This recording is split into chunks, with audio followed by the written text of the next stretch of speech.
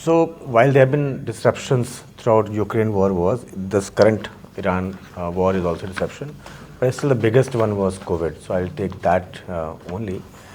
You know that our organization is 1958 established. There was a lot of legacy, traditional organization. So the culture change. I'll take it from the culture learning point of view.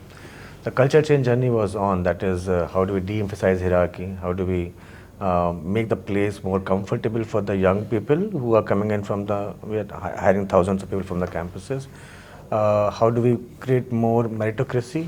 And how do we create inspirational leadership, and how do we create more people leadership? Those are themes which were there pre-COVID, and we were doing reasonable progress on that, but it is not exponential, it was incremental progress. And of course, for making the organization contemporary, the imperative was also on the digitalization, but the change management required for that, there was a struggle on that.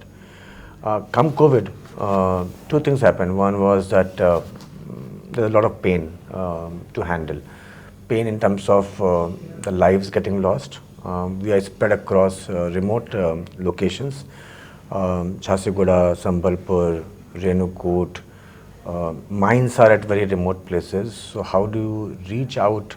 How do you send the help to those remote places? Suppose somebody is in Asansol and mother and father, they are struggling with the COVID.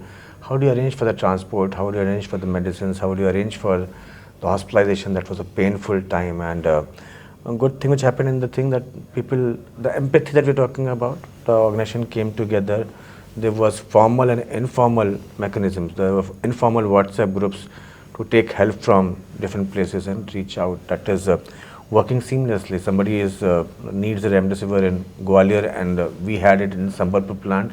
How do you fly it down? So that is, organization was also supportive of the needs of, even for sixth thing, you're making a plane to fly down actually, right? So that is what we learned about the empathy and being together. What also we learned, that is the distillation part of it. This would have taken years together, but on the other hand, it happened overnight because there was no choice, right? The being contemporary, working from home in a manufacturing organization, no.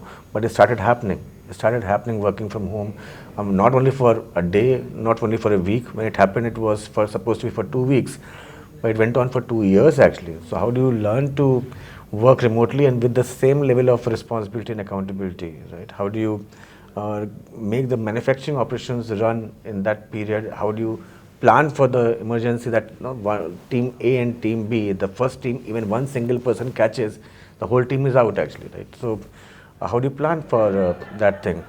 And what we're trying to achieve in our culture journey, that also got achieved overnight. So suppose you have every day 2 o'clock call from across the country, people are there on the Teams call, everybody has the same size of window, be it managing director or be it the person, the young engineer reporting from that plant actually.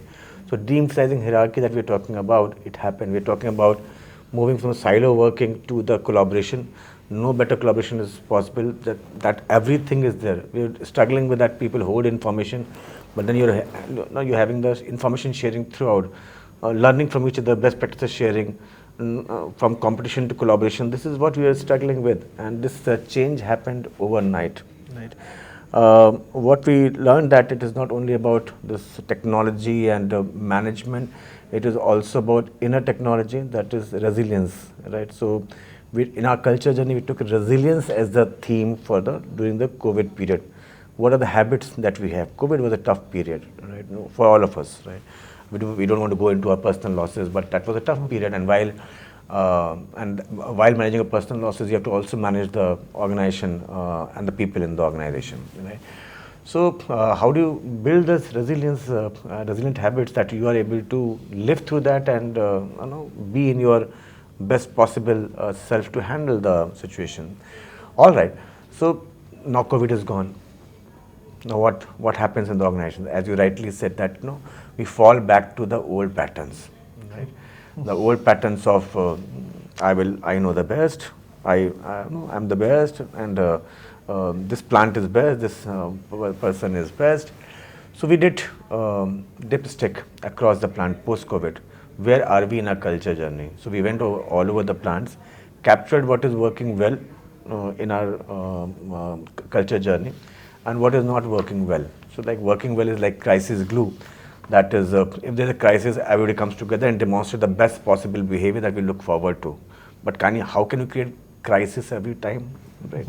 So how do you make them perform at their best possible behavior without the crisis, right? And then what are the sticky defaults which are there? For example, competition framework.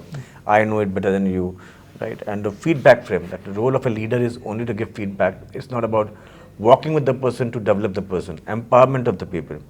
So this is what we gathered as an analysis from the thousands of stories that we captured in person over there. And then we launched our very precise cultural interventions in terms of praising good things happening, the behaviors we articulated more of what is that we want to see. That's in the way.